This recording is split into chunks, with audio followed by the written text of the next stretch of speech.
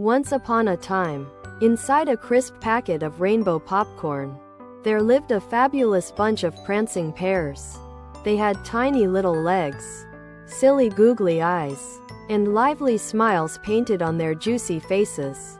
They were only as tall as a jelly bean, but their adventures were as grand as the Marshmallow Mountains. Now, the Marshmallow Mountains weren't just white, fluffy peaks.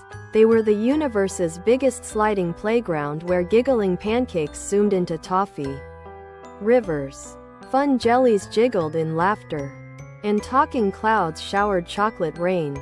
One fine morning, the leader of the Prancing Pears, Lucky, invited everyone to their greatest adventure yet, to find the legendary Noodle Nest.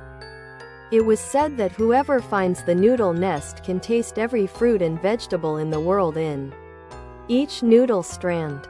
Here's the plan. Hop on the flying strawberries at 3 jelly clock, because that's when the winds sing the funniest fart songs, explained Lucky.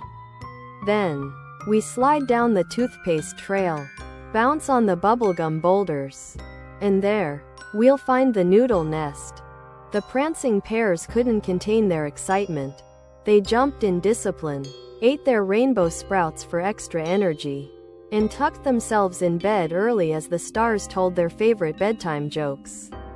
The next day, they were ready for the quest. The Prancing Pears zoomed through the marshmallow clouds, giggled with the rolling blueberries, waved at their alien friends, and group hugged the chatty cherry tree.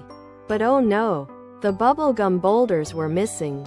The Prancing Pears huddled quickly, singing their teamwork song as a band of bathtub ducks rode by. With impeccable wit, Lucky suggested, "Let's ask Miss Airy Lemon Puff. She sees everything." Quote, and so they did, learning that the boulders had rolled away for a holiday. But no problem.